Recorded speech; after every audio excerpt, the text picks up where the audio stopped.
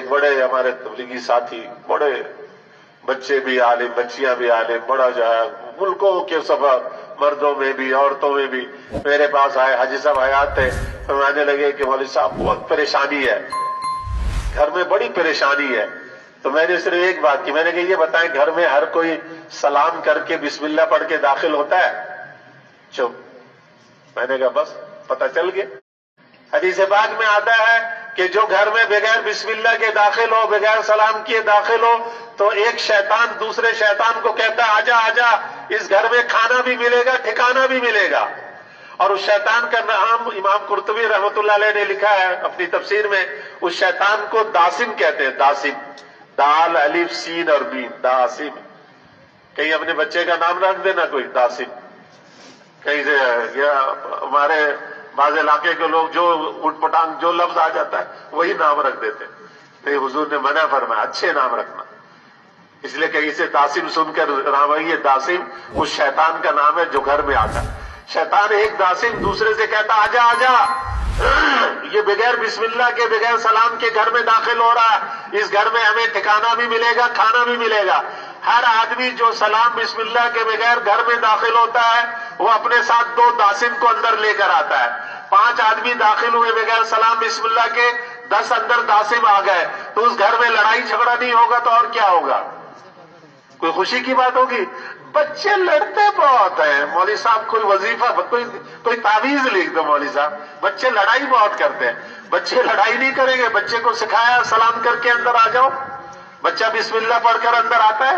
عورتیں نگرانی کرتی ہیں گھروں میں کہ بچہ سلام کر کے آیا ہے نہیں آیا۔ حدیث پاک میں آتا ہے جو گھر میں سلام کر کے داخل ہوتا ہے اللہ تعالیٰ اس کے لیے وافر رزق کا فیصلہ کر دیتے ہیں۔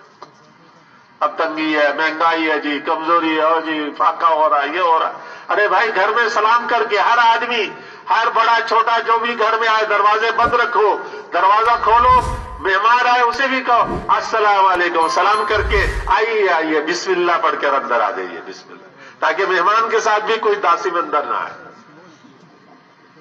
حضور صلی اللہ علیہ وسلم نے فرمایا اگر گھر میں کوئی نہیں ہے، پتہ ہے خود تالا کھول رہا ہے، گھر میں کوئی نہیں ہے، حضور نے فرمایا پھر بھی سلام کرو اونچی آواز سے، تمہارا یہ سلام فرشتے مجھے پہنچاتے ہیں۔ اور حدیث پاک میں آتا ہے، حاجی صاحب رحمۃ اللہ علیہ اکثر بتمایا کرتے تھے کہ حدیث پاک میں آتا ہے کہ جس کے اوپر قرضہ ہو، لاکھوں اربوں خربوں کا قرضہ ہو، بہت آسان چھوٹا سا نسخہ، جب بھی گھر میں داخل ہو السلام علیکم ورحمۃ اللہ وبرکاتہ، اونچی آواز سے سلام کرے، کوئی ایک چھوٹا سا درود شریف پڑھ لے صلی اللہ علیہ وسلم، یہ بھی درود ہے، اور بسم اللہ الرحمن الرحیم، اور سورہ اخلاص پڑھ لے، قل هو اللہ احد اللہ الصمد لم یلد ولم یولد، سارے قرضے اللہ غیب سے اتاریں گے اور آئندہ کبھی سے مقروض نہیں کریں گے۔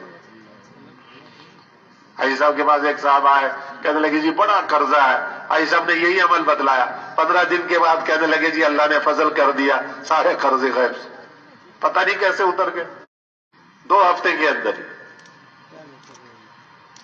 اپنے گھروں میں ان اعمال کو زندہ کریں، یہ سب ذکر کا حصہ ہے، یہ سارے ذکر کا حصہ ہے۔ صرف صبح و شام تسبیحات لے کر 100 دفعہ پڑھ لیا وہ بھی ہے، یہ نہیں ہے کہ وہ نہیں ہے، وہ بھی ہے، باقی یہ سب بھی ہے۔ گھر کے اندر داخل ہونا، گھر سے جائے بسم اللہ توکلت علی اللہ ولا حول ولا قوت الا باللہ العلی العظیم، سلام کر کے گھر سے جائے، یہ عمل کریں گے نا انشاءاللہ۔